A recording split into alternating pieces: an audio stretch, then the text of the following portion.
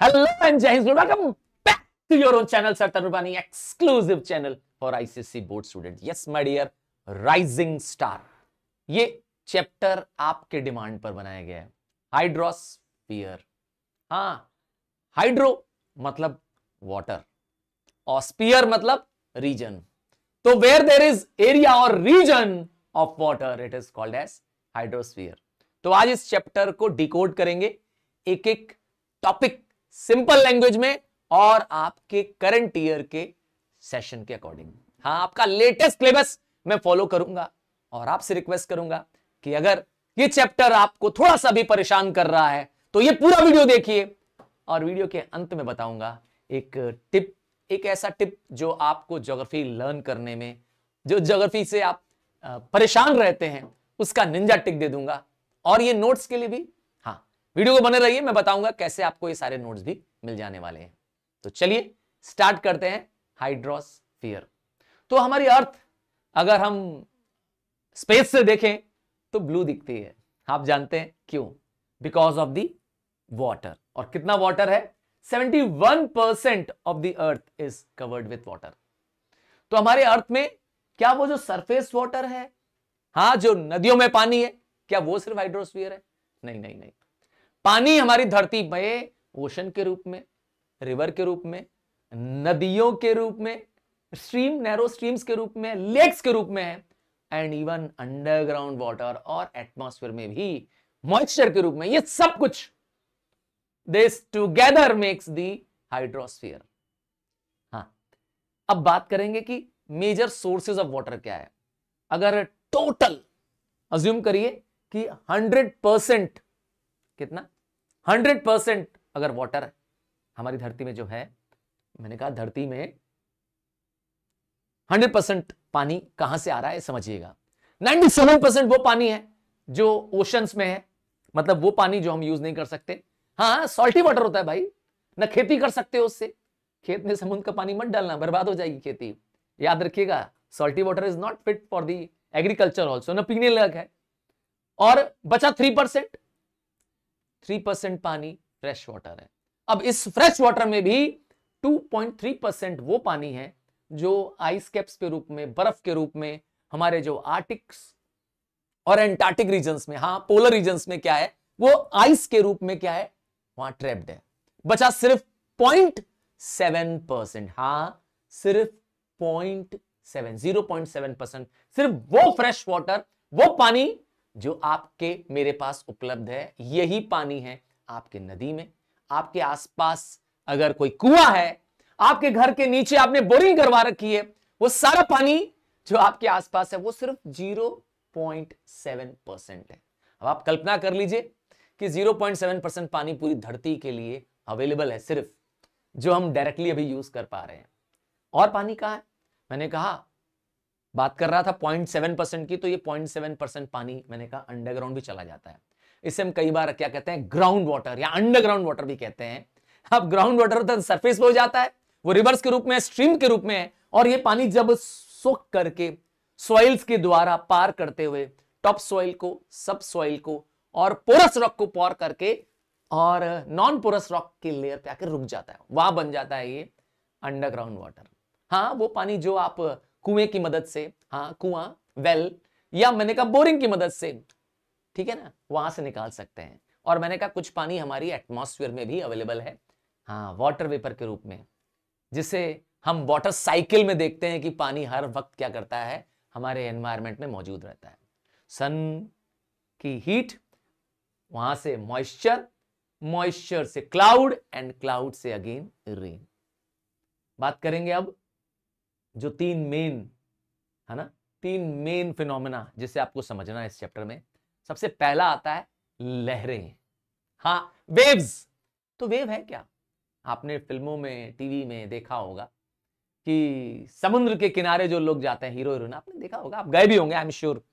हाँ, अगर गए हो तो मुझे बताना कि तुम कौन सी बीच में गए हो, हाँ, किस सी शोर पे आप गए हैं। मैं नहीं गया हूं, सच कह रहा हूं, मेरा अभी तक समुद्र में जाने का अभी तक मौका नहीं मिला मुझे। मतलब मैं बॉम्बे नहीं गया हूं, या कोलकाता गया था, पर मुझे मौका नहीं मिल पाया बीच में या शोर पे जाने का, या अगर आप चेन्नई रहते हैं तो भी। तो वहां पर क्या होता है, पानी जो है वो ऑक्सीलेटरी मोशन करता है। सर ये ऑक्सीलेटरी क्या होता है? ऑक्सीलेटरी मतलब होता है rise and fall, rise and fall. दूर समय देखने में क्या लगता है कि पानी क्या कर रहा है, ऐसे चलता हुआ आ रहा है। जी नहीं, यही हमारी गलती है, यही हमारी सोच में गलती है। जब हम ऑक्सीलरी मूवमेंट की बात करते हैं तो अपने ही प्लेस पे क्या करना, राइज करना और फॉल करना। जैसे कि पेंडुलम होता है तो एक बार टू और एक फ्रो, इसे कहते हैं ऑक्सीलेशन। उसी तरह से पानी, समुद्र का पानी अपनी जगह पे ऊपर उठता है और फिर नीचे बैठ जाता है। जैसा मैं एग्जांपल देता हूं तुम्हें कि अगर तुम्हें वेव्स देखनी है तो अगर बारिश के दिनों में आपके घर या आपके मोहल्ले में आसपास कहीं पानी जमा हो गया हो, आप बस उस पर क्या करिए, एक कंकड़ फेंक दीजिए। क्या? एक कंकड़, एक पत्थर फेंक दीजिए, देखेंगे कि रिपल्स ऐसे दिखाई देंगे आपको। बस वही है वेव्स। तो सी सरफेस पे होने वाला अल्टरनेट राइज और फॉल, इसे कहते हैं हम लोग वेव। आप स्क्रीन पे एक पानी का स्वेल होने के वजह से आप क्या देख पा रहे हैं, वेव फॉर्म होता हुआ नजर आ रहे हैं।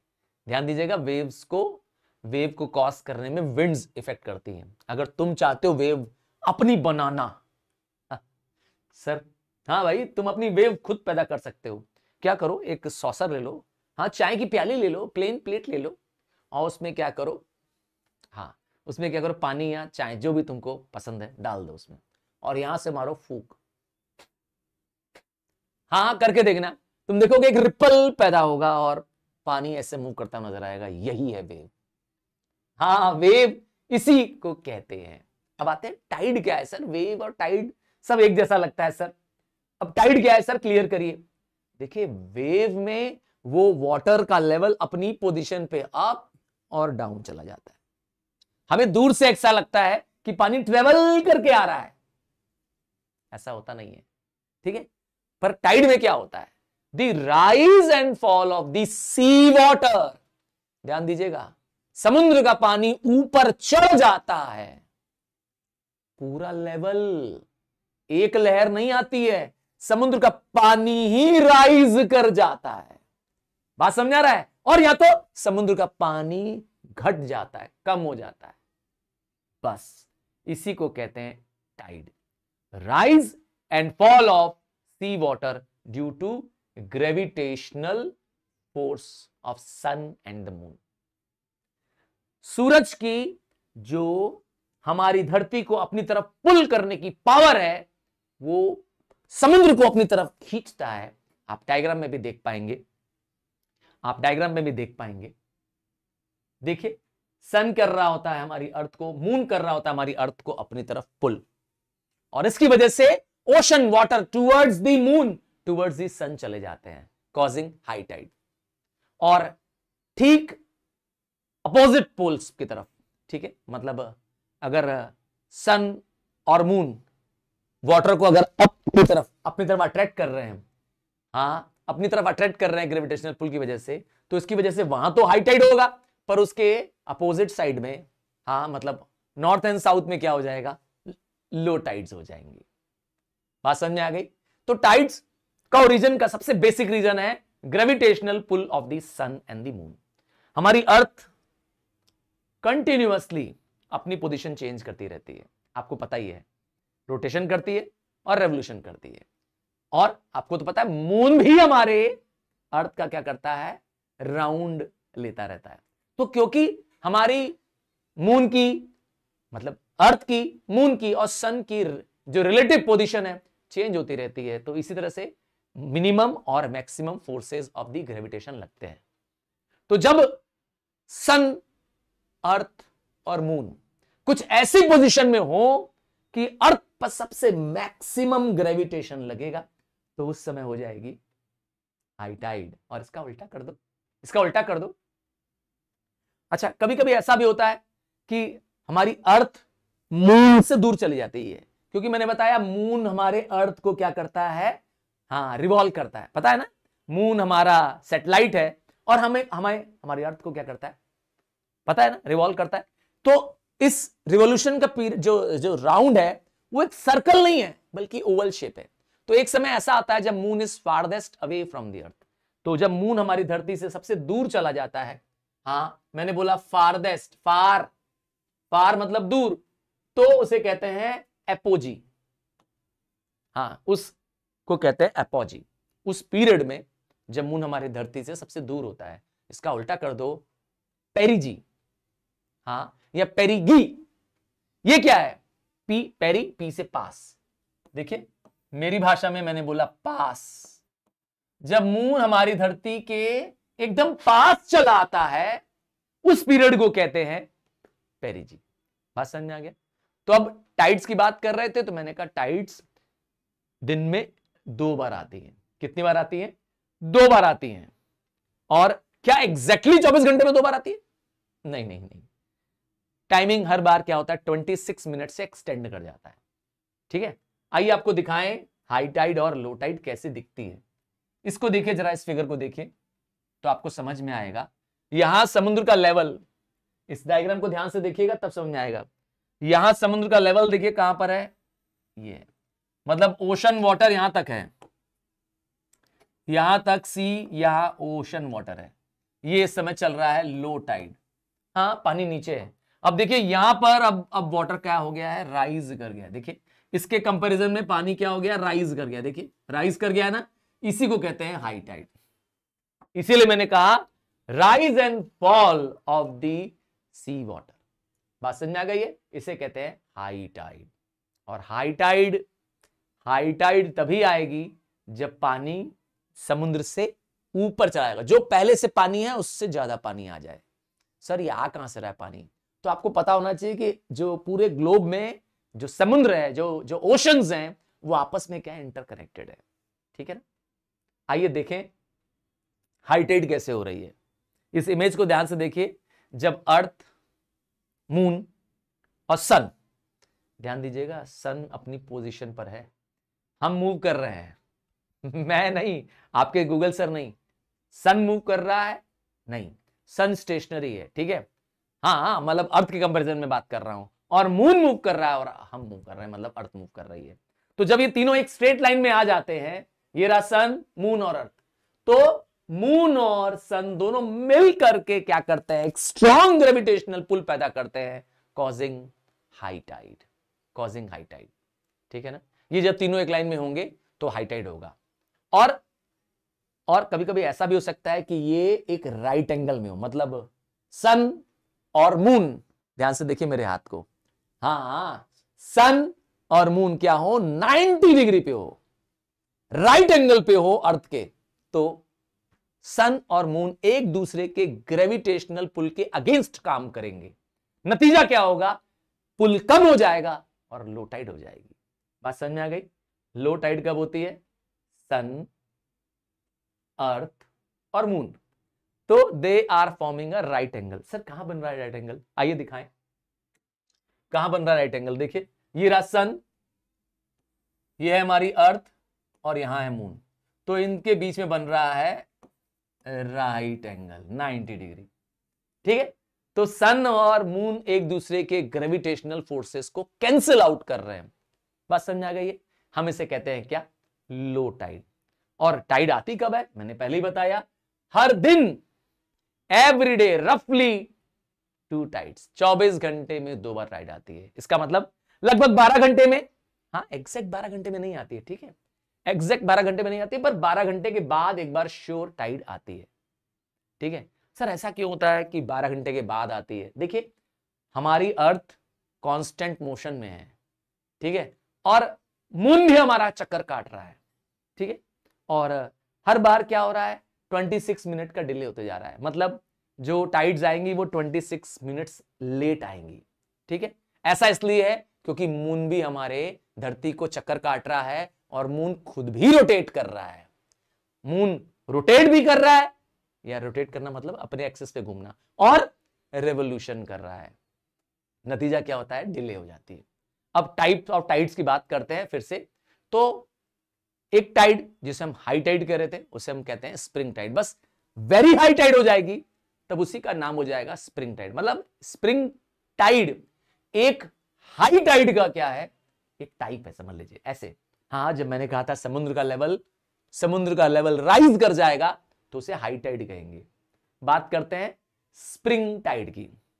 अगेन स्प्रिंग टाइड अगेन तब होगी जब सन, अर्थ, मून तीनों एक लाइन में होंगे। ठीक है, ये तो पक्का हो गया, तीनों एक स्ट्रेट लाइन में है। अब हाई टाइड को स्प्रिंग टाइड तब कहते हैं जब मैंने कहा ये महीने के 2 दिन, क्या सिर्फ महीने में 2 दिन टेक प्लेस करती है, एक जब फुल मून आ जाता है और दूसरा जब न्यू मून आ जाता है। सर ये फुल मून क्या होता है, न्यू मून क्या होता है, ये पूछ रहे हो ना। देखिए न्यू मून एक तरह का क्रिसेंट मून होता है। क्या सर, क्या क्या क्या? देखिए मैं भी दिखाता हूं, यहां पर है सन, ठीक, ये समझ में आ गया, यहां है सन, ये रहा न्यू मून और ये है हमारी अर्थ। क्लियर? तो न्यू मून और सन दोनों ही एक स्ट्रेट लाइन में है अर्थ के। अर्थ, न्यू मून और सन, हम इसे कहते हैं क्या? इसे कहते हैं स्प्रिंग टाइड। ठीक है, या एक और दिन मैंने बताया, एक और दिन स्प्रिंग टाइड हो सकता है। स्प्रिंग टाइड हो सकता है जब फुल मून हो और अर्थ हो और सन हो। सर फुल मून गए तो मैंने कहा जब फुल मून होगा तो इसका मतलब है कि पूरा चंद्रमा दिखेगा, इसे कहते हैं फुल मून। हां, इसे कहते हैं फुल मून।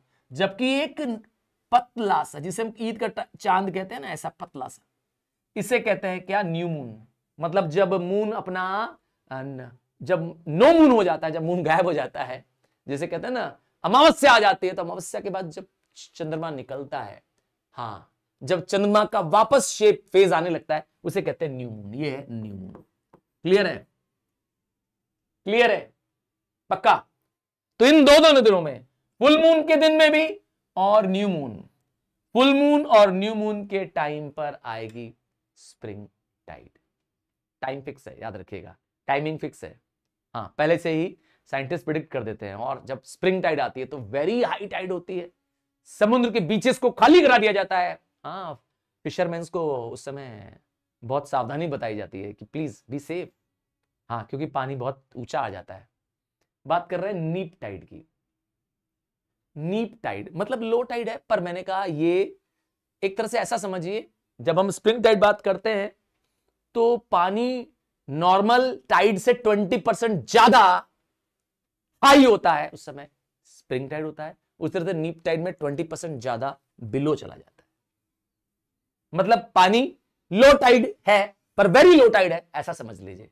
अगेन इस बार क्या होगा, लो टाइड कब होती थी आपको याद ही है। इस बार तीनों की पोजीशन क्या, राइट एंगल में है। अर्थ, मुझे देखिए, मून, सन, तीनों कहां पर है? एट अ राइट एंगल है। पर ये जो पोजीशन है जिसे हम कहते हैं पोजीशन ऑफ क्वाड्रेचर, क्या? अरे राइट एंगल भाई, क्वाड्रेचर मत याद करो ना, बुकिश वर्ड है। तो पोजीशन ऑफ राइट एंगल है, पर शर्त यह है कि ये सिर्फ 2 ही दिन टेक प्लेस करेगा। पहला जब फर्स्ट क्वार्टर मून होगा, दूसरा थर्ड क्वार्टर मून। ठीक है, फर्स्ट क्वार्टर मून और third quarter moon. Exact number of days देख लीजिए। एग्जैक्ट नंबर ऑफ डेज क्या है? जब क्या हो, जब 7th या 8th डे ऑफ फोर्टनाइट हो। 7th या 8th डे ऑफ फोर्टनाइट।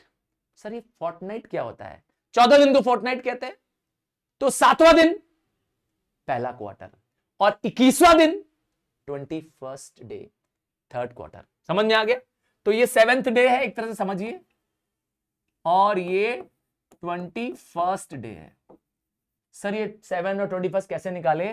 क्योंकि मून को 28 डेज लगते हैं अर्थ का रिवॉल्यूशन करने में, और क्वार्टर मतलब होता है 1/4। क्या चीज? क्वार्टर मतलब होता है 1/4। तो फर्स्ट क्वार्टर है तो आप 1/4 करिए, 1/4 ऑफ 28, 4 1 जा 4 7 जा, तो आपके पास आ जाएगा कितना? 7 डेज। बात समझ में आया? ये क्वार्टर का शब्द का मतलब क्या है? क्वार्टर मतलब होता है 1/4। तो मून 28 दिन लेता है अर्थ के पूरे कंप्लीट चक्कर काटने में, और उस 28 दिन का अगर आप 1/4 करेंगे तो आपका 7वां दिन आएगा। इसीलिए 7वें दिन में आती है, हाँ 7वें दिन में आती है नीप टाइड, और 21वें दिन में भी आती है नीप टाइड। बस समझ आ गई? First and the third quarter. बात समझ आ गई क्यों आ रही है? क्योंकि इन 2 दिनों में, इस 7वें और 21st डे में, मतलब फर्स्ट क्वार्टर और थर्ड क्वार्टर में सन, मून और अर्थ तीनों क्या होते हैं? एक दूसरे के राइट एंगल होते हैं। क्लियर है? क्लियर है ना? आगे ले चलेंगे। एक टॉपिक बताएंगे जिसका नाम है ocean current. Very important topic, इस सिलेबस का ये वेरी इंपॉर्टेंट टॉपिक है। जैसे हम बात करते हैं समुद्र के करंट की, फिर ये सर लगता है सर ये वेव पड़ा, टाइड पड़ा, ये करंट। देखिए करंट मतलब बिजली वाली करंट नहीं है। Current is a stretch of water on the sea surface which flows in a definite direction. हाँ, अब बात समझ में आई। सोचिए समुद्र है, दूर दूर तक पानी है, ध्यान से देखिएगा, समुद्र में तो ऐसा ही होता है ना, पर उसमें से एक पानी की ऐसी लहर है, एक पानी का ऐसा समूह है जो एक पर्टिकुलर डायरेक्शन में मूव करता हुआ जा रहा है। समुद्र में भी पानी की एक अलग से क्या कर रही है, नदी चल रही है। एक तरह से समझिए अ रिवर और a stream in the ocean. एक बड़ा large mass of surface water, एक बड़ा हिस्सा समुद्र के पानी का ऊपर का सरफेस क्या कर रहा होता है, एक रेगुलर पैटर्न पर मूव करता है, हमेशा उसी पर्टिकुलर पैटर्न को, एक उसी शेप को वो फॉलो करता है। हम इसे कहते हैं ओशन करंट। बात समझ आ गई? मेरी भाषा में समुद्र में बहने वाली नदी। समझ में आया? अब ओशन करंट भी दो टाइप की होती है। हाँ, सिर्फ दो नहीं होती है, होती चार है। अगर हम वार्मनेस और मतलब हॉटनेस और कोल्डनेस से नापेंगे तो दो होती है। बात करते हैं वार्म करंट की। वार्म करंट, अरे नाम ही है वार्म, मतलब पानी गर्म होगा ना भाई इसका। तो ये लो लैटिट्यूड्स, मतलब इक्वेटर हो गया, ट्रॉपिक्स हो गया, लो लैटिट्यूड समझ गया ना, जहां पे सन की डायरेक्ट लाइट पड़ती है। तो ये वार्म करंट्स लो लैटिट्यूड्स में पैदा होती हैं और फिर वहां से, क्योंकि ये गर्म होती है, वहां से जाती है ठंडे मतलब हाई लैटिट्यूड्स की तरफ। लो लैटिट्यूड्स, मैंने एग्जांपल दिया इक्वेटर या ट्रॉपिक रीजन में, वहां ये बनती हैं, वहां ये पैदा होती हैं और वहां से ये मूव करके जाती हैं। यस, तो इनके पास होता है वार्म वाटर और ये ले जाती हैं कहां पे, कोल्ड एरियाज में। और दूसरी इसका ठीक रिवर्स होती है, एग्जैक्टली उल्टी होती है, और वो होती है कोल्ड करंट। हाँ, कोल्ड करंट ठंडे इलाकों में, पोलर रीजन्स में, हाँ वो चाहे नॉर्थ हो चाहे साउथ हो, पोलर रीजन्स में, जिसको हम कहते हैं हाई लैटिट्यूड्स में, हाई लैटिट्यूड्स में पैदा होती है और वहां से वो आती है लो लैटिट्यूड्स की तरफ। बात समझ में आ गई है? दोनों में समझ में आ गया? हाँ, एग्जांपल पूछ रहे मुझसे। हाँ, मैं वार्म करंट का एग्जांपल दूंगा गल्फ स्ट्रीम और कोल्ड करंट का एग्जांपल दूंगा ओयाशियो। अभी इसको दिखाऊंगा भी, हाँ सिर्फ बोलूंगा नहीं, आपको ये दिखाने वाला भी हूं। ठीक है, आगे देखिए। तो ये दो टाइप हो गई। अब बात करेंगे और भी ओशन करंट्स होती है। एक होती है सरफेस करंट्स। सरफेस मतलब समुद्र के सिर्फ ऊपर पे। तो समुद्र की जो टोटल करंट का सिर्फ 10% सरफेस करंट। आप देखिए, ये सिर्फ समुद्र के ऊंचाई से 400 मीटर तक, from the top of the ocean to the 400 metre, बस उतने बिलो में ये क्या करती है, इसे कहते हैं सरफेस। ऐसे सर्कुलेशन को देखिए, आप देखिए एक डायरेक्शन में मूव कर रही है ना, इसे कहते हैं क्या, surface current. Almost 10% of the ocean current सिर्फ सरफेस करंट है। और वो कहां तक है, मैंने कहा 400 मीटर तक, समुद्र के ऊपर तक की 400 मीटर की लेयर तक जब करंट फ्लो कर रही है, वो सरफेस करंट है। बात समझ आ गया? अब असली खेल तो उसके बाद शुरू होता है। समुद्र के नीचे, समुद्र के नीचे भी पानी एक डेफिनाइट डायरेक्शन में मूव करता है। जरा देखिए तो, यह है समुद्र की गहराई 400 मीटर से नीचे से लेकर के दी ओशन फ्लोर तक, the surface, the floor of the ocean तक जो करंट मूव करती है वो 90% होती है। मतलब सबसे ज्यादा ओशन करंट कहां है, डीप वाटर करंट है। हाँ, इसे डीप वाटर करंट कहते हैं। और ये क्योंकि क्या है, समुद्र के बेसिन में होती है और ये पानी की डेंसिटी और ग्रेविटी के हिसाब से क्या करती रहती है, सर्कुलेशन करती है, मूवमेंट करती है। बात समझ में आ गई है? आइए, अब आपको करंट्स क्यों होती हैं। हाँ, ये समुद्र में पानी का एक regular large flow of water क्यों हो रहा है, सरफेस वाटर क्यों हो रहा है, इसका कारण तो जानना चाहिए। आइए आपको ले चलते हैं इसके रीजन के पास। सबसे पहला रीजन क्या है कि सैलिनिटी अलग अलग है। हाँ, पानी जो है ना समुद्र का खारा है। कभी पूछा है मुझसे कि खारा पानी क्यों है? आप जानते हैं समुद्र का पानी खारा क्यों है? खारा, अरे मतलब सॉल्टी। किसने डाला सॉल्ट? हम लोगों ने नहीं डाला सॉल्ट ना, किसने डाला सॉल्ट? देखिए, जितनी भी वाटर बॉडीज हैं, जो फ्रेश वाटर बॉडीज है रिवर्स के रूप में, वो जो रिवर्स आ रही है वो माउंटेनियस ट्रैक से होते हुए आ रही हैं। साथ में वो ला रही हैं क्या, सिल्ट, साथ में वो ला रही हैं सॉल्ट्स। वही क्या कर रहे हैं, समुद्र में मिल जाते हैं, नतीजा समुद्र का पानी खारा होता है। रिवर वाटर फ्रेश है, पर ओशन वाटर तो ये जहां पे सैलिनिटी हाई है, मतलब जहां पर नमकीन ओशन ज्यादा है, वहां पर डेंसिटी ज्यादा होगी। इसका मतलब वहां पर पानी ज्यादा नीचे जाके सेटल हो जाएगा। और इसका उल्टा कर दो, जहां सैलिनिटी कम होगी वहां पर पानी हल्का होगा और वो ऊपर आ जाएगा। एग्जाम्पल के रूप में है मेडिटेरियन सी जो है वो ज्यादा सैलाइन है as compare to Atlantic ocean. ठीक है ना? तो इसका मतलब है कि मेडिटेरियन सी का पानी नीचे होगा, भारी है, नीचे हो जाएगा। अटलांटिक ओशन का पानी क्या हो जाएगा, फ्लो इनटू दी मेडिटेरियन सी चला जाएगा। अरे वो हल्का है ना ऊपर, बात समझिए, और वो मेडिटेरियन सी का पानी नीचे। बात समझ आई? इससे क्या होगा, करंट पैदा हो रही है ना? क्योंकि भारी पानी नीचे झुकेगा तो हल्का पानी उसकी प्लेस लेने के लिए ऊपर से चला आएगा, तो फ्लो ऑफ वाटर हुआ। बस इसी को कहते हैं क्या, करंट। और क्या रीजन है, टेम्परेचर भी एक रीजन हो सकता है। देखिए जितनी भी प्लेसेस नियर द इक्वेटर होंगी वहां पे सन की डायरेक्ट लाइट पड़ती है, आपको पता ही है ना? Sun is directly over the tropics and over the equator, तो वहां पर तो पानी गर्म होगा ही होगा। ठीक है, अब वहां गर्म पानी होगा तो गर्म पानी हल्का होता है। लो लैटिट्यूड्स के पानी हल्के होते हैं, वो चले जाते हैं कहां, हाई लैटिट्यूड्स की तरफ। फ्लो हो गया कि नहीं हो गया? हाँ, इसका उल्टा भी होता है कि जो जो जो ठंडक, जो पोलर रीजन है, ठंडे इलाके, वहां पानी जो कोल्ड वाटर है, जिसमें आइस है, जिसमें आइसबर्ग्स है, वो पानी नीचे की तरफ आता है। ठीक है, मतलब वो लो लैटिट्यूड से मूव करता है। फ्लो हो गया, फिर से शुरू। नेक्स्ट आता है, एक और कारण है धरती में करंट्स के होने का, वो है हमारी धरती का रोटेशन। हमारी अर्थ कंस्टेंटली क्या कर रही है, चक्कर काट रही है। इक्वेटर के पास तो सबसे हाईएस्ट स्पीड ऑफ क्या है, रोटेशन है। तो जब तेज गति से अर्थ मूव कर रही है तो धरती पे मौजूद वाटर हो चाहे विंड हो, इनकी डायरेक्शन चेंज होगी। इस इफेक्ट को कहते हैं हम लोग कैरोलिस इफेक्ट। क्या, कैरोलिस इफेक्ट। क्या कहता है ये इफेक्ट कहता है कि नॉर्थ साइड में, नॉर्दर्न हेमिस्फीयर मतलब समझ गए ना, दी अबव इक्वेटर रीजन को कहते हैं नॉर्दर्न हेमिस्फीयर। नॉर्दर्न हेमिस्फीयर में the direction of the winds and the ocean currents will be right side, and in the southern reason, that is southern hemisphere, the direction of the winds and ocean currents will be left। Sir आपको कैसे याद है ये सब? देखिए मैंने इसके लिए ट्रिक लगाई कि नॉर्थ, तो जैसे ही नॉर्थ बोलते हैं तो आर इसमें आ जाता है, तो आर बताता है कि राइट साइड में ये क्या करती है, टर्न कर जाती है। हाँ, अगर इसको आप ऐसे समझेंगे तो ये क्लॉकवाइज भी आ जाएगा, मतलब घड़ी के जैसा। नॉर्थ में राइट साइड, मतलब घड़ी के जैसा राइट साइड। देखिए ये राइट साइड है मेरा, देखिए।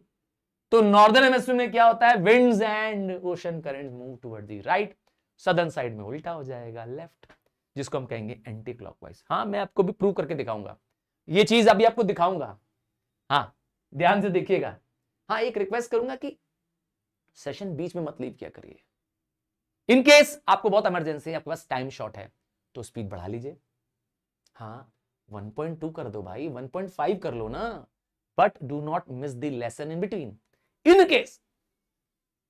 केस वेरी वेरी अर्जेंट है तो आप अपने आप को क्या करिए, यही लेसन शेयर कर दीजिए, किसी और को नहीं, अपने आप को ये लेसन शेयर कर दो, ताकि when you get later on time go through it. Even exam से पहले भी एक बार इसको फिर से आप देखिए।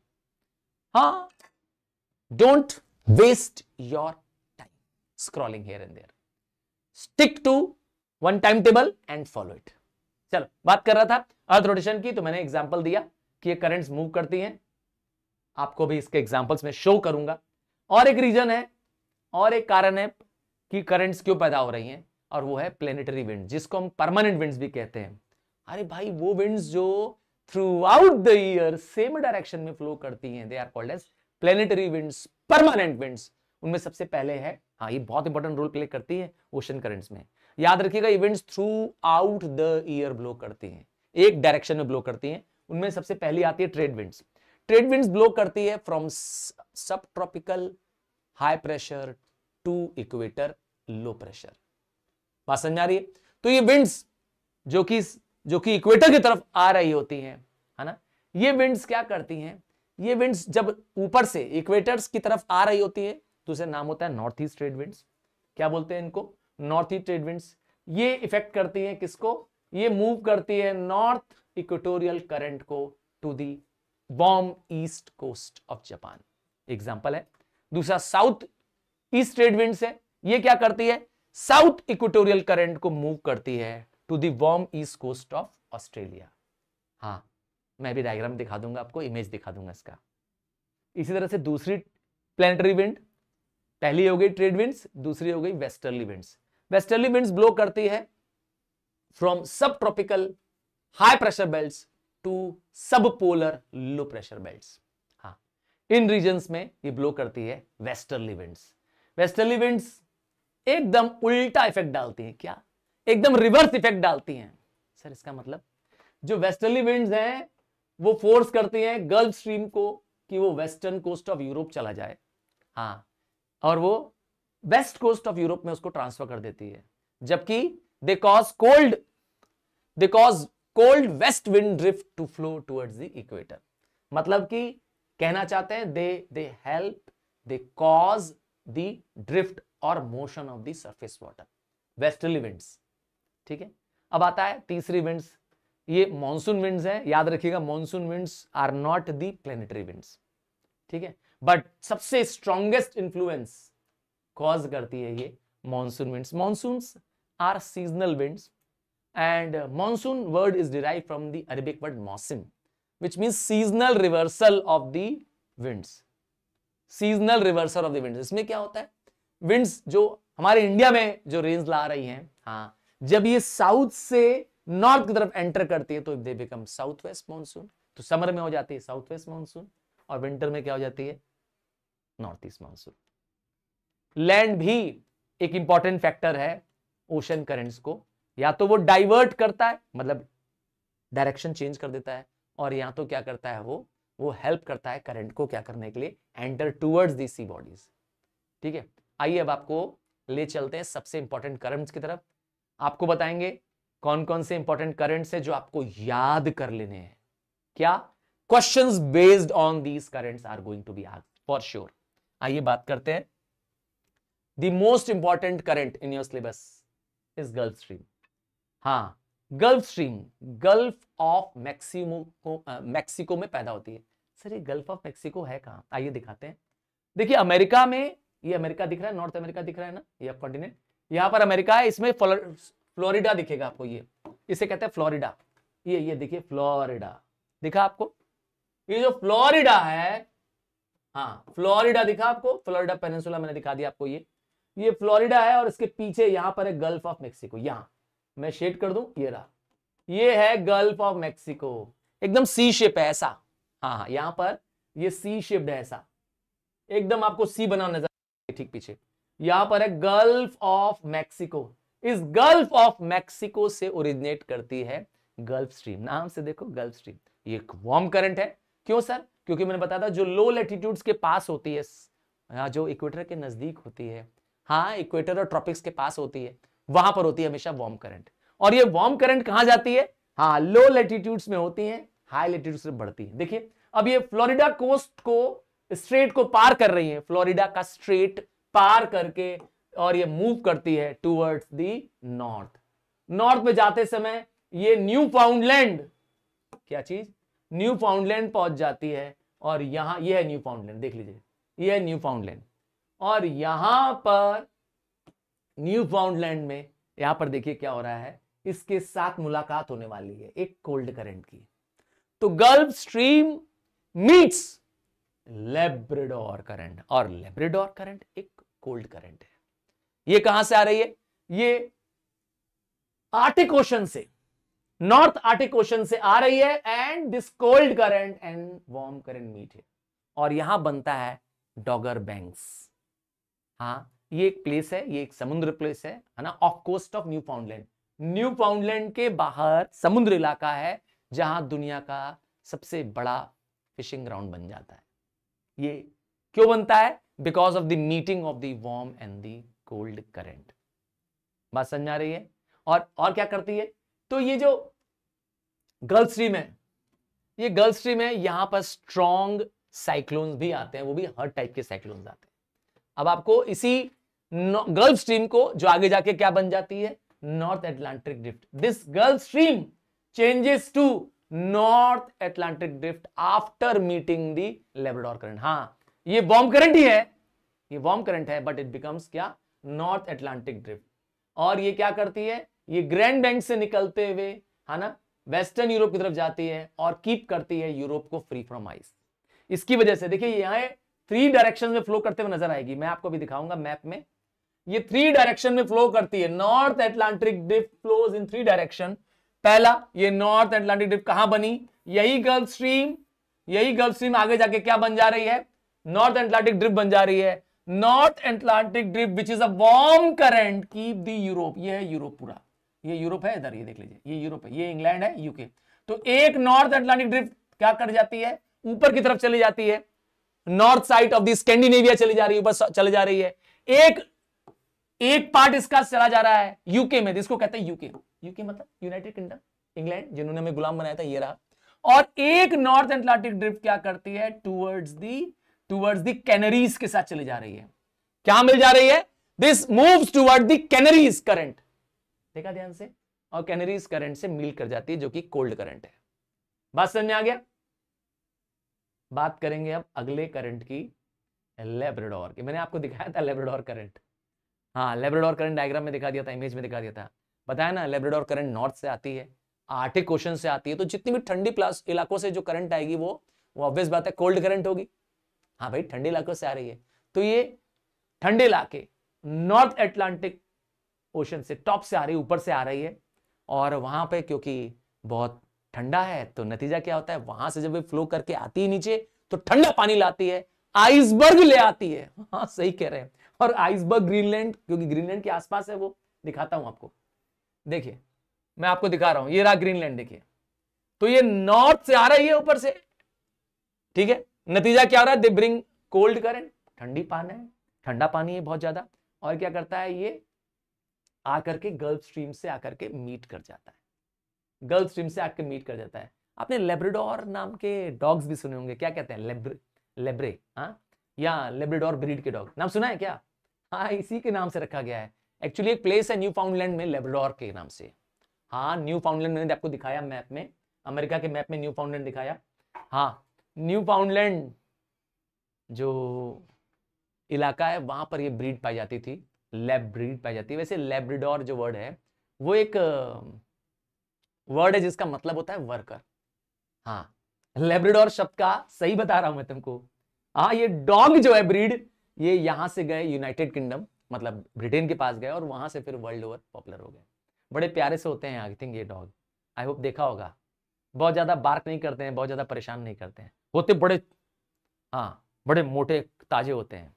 तो ये, चलो वापस आते, तो ये कोल्ड करंट है, और ये क्या करती है, ये मीट करती है गल्फ स्ट्रीम को आकर के, ग्रैंड बैंक्स में मीट करती है, और दुनिया का रिचेस्ट फिशिंग ग्राउंड बनती है। याद रखिएगा, जहां वार्म करंट और कोल्ड करंट मिलती हैं, वहां पर डेंस फॉग पैदा होता है, और वहां पे दुनिया का सबसे रिचेस्ट फिशिंग ग्राउंड बन जाता है। सर क्वेश्चन ये आता है कि वहां फिशिंग ग्राउंड कैसे आ जाता है सर, वहां मछली पकड़ने की सबसे अच्छी जगह क्यों बन जाती है? क्योंकि वार्म करंट अपने साथ लाती है प्लैंकटॉन्स, प्लैंकटॉन्स, फाइटोप्लैंकटॉन्स, वो माइक्रोस्कोपिक जीव होते हैं जिनको मछलियां खाती हैं। नतीजा, वो ब्रीडिंग ग्राउंड्स ऑफ फिश बन जाता है, मछलियों के अंडा देने की, और वहां पे टेम्परेचर भी सुटेबल होता है। नतीजा, वहां पे सबसे ज्यादा मछलियां पाई जाती दुनिया की। पर मैंने कहा वहां फॉगी वेदर भी है, ठीक है। अब आते हैं अगली करंट, क्यूरोशियो करंट। हाँ, नाम नहीं समझा, क्यूरोशियो, ओयोशियो। ये करंट जापान के पास फ्लो करती है, जापान के पास फ्लो करती है क्यूरोशियो करंट। और खास बात क्या है, ये एक वार्म करंट है। हाँ, ये वार्म करंट है, और ये ताइवान के कोस्ट के नजदीक से, off coast of Taiwan, Taiwan याद होगा, ताइवान और चाइना में आपको पता है तनातनी चल रही है, islands off coast of China है ताइवान।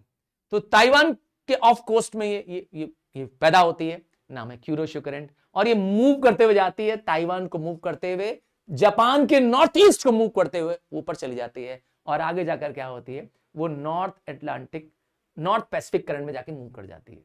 आइए आपको दिखाएं, ये रही, ये रहा, आप देखिए क्यूरोशियो करंट आपको समझ में आ रही होगी यहां पर, दिख रही है क्यूरोशियो करंट, ये रही क्यूरोशियो करंट। हाँ, इसको समझना बहुत जरूरी है क्योंकि आप इमेज देख लोगे तो यहां बैठ जाएगा। ठीक है, इस क्यूरोशियो करंट में ध्यान से देखिए क्या हो रहा है। ये क्यूरोशियो करंट, यह जापान है, ये जापान है। ये जो दिख रहा है आपको, ये आइलैंड दिख रहे हैं, 1 2 3 और ये छोटा सा 4 यहां पर, ये चारों आइलैंड जापान है। और यहां पर आप जो देख रहे हैं, यहां पर जो देख रहे हैं, ये ताइवान है, दिस इज ताइवान। तो यही ताइवान के ऑफ कोस्ट में पैदा होती है क्यूरोशियो करंट, जो कि एक वार्म करंट है। वार्म करंट इसलिए क्योंकि इक्वेटर के नजदीक है, ट्रॉपिकल रीजन में है, तो वार्म करंट है। और ये मूव करती है, देखिए आपको याद होगा मैंने बताया था कि नॉर्दर्न हेमिस्फीयर में क्या चीज, नॉर्दर्न हेमिस्फीयर में इक्वेटर है, ये इक्वेटर के ऊपर होता है नॉर्दर्न हेमिस्फीयर। तो जो नॉर्दर्न हेमिस्फीयर है वहां पे करंट्स क्या करती हैं, नॉर्दर्न हेमिस्फीयर में करंट राइट डायरेक्शन में मूव करती है। किस डायरेक्शन में, मैंने बोला था राइट डायरेक्शन मूव करती है, या इसको कहते हैं क्लॉकवाइज डायरेक्शन मूव करती है। हाँ, winds and currents deflect to rightward, देख लीजिए साबित हो रहा है। देखिए अब मैं इसको क्लीन करके दिखा रहा हूं। देखिए ये पे क्यूरोशियो है, ये दिख रहा है, और देखिए राइट डायरेक्शन में टर्न कर रही है, देख लीजिए राइट साइड में टर्न कर रही है। और क्लॉकवाइज बोलोगे, क्लॉकवाइज क्योंकि घड़ी की तरह चल रही है। हाँ, जैसे घड़ी चलती है 1 2 3 4 5 6, हाँ, तो क्लॉकवाइज डायरेक्शन में क्या कर रही है, क्यूरोशियो करंट मूव कर रही है। क्लियर दिख रहा है। और ये आगे जाके क्या करेगी, जापान के ऑफ कोस्ट में, ऑफ कोस्ट जापान में ये ओयाशियो करंट से मीट कर जाएगी। और ओयाशियो करंट एक कोल्ड करंट है, और फिर होगा ठंडी और गर्म करंट का मिलन, और जहां दोनों मिलती हैं दुनिया के बेहतरीन फिशिंग ग्राउंड्स बन जाते हैं। हां, दुनिया की सबसे ज्यादा मछलियां यहीं पकड़ी जाती है, बता चुका हूं क्यों। ठीक है, तो ये इंपॉर्टेंट है, ध्यान दीजिएगा। आपने क्यूरियोशियो देख लिया, अब आइए आपको ले चलते हैं किसकी करंट की तरफ, ओयोशियो की तरफ। आइए ओयोशियो को बड़े डायग्राम में दिखाएं, बड़े डायग्राम में दिखाएं, थोड़ा सा और क्लियर होगी। अब आप बहुत बड़ा डायग्राम, बोल्ड डायग्राम देखेंगे। जो ओयाशियो करंट है, क्योंकि ये सब आर्टिक रीजन से अर्थात नॉर्दर्न रीजन से आ रही है, पोल के रीजन से आ रही है भाई, तो जो करंट पोल रीजन से आएगी तो ठंडी होगी ना, बताया तो था। और वो कहां आती है, नीचे की तरफ आती है ना, लो लैटिट्यूड की तरफ आती है।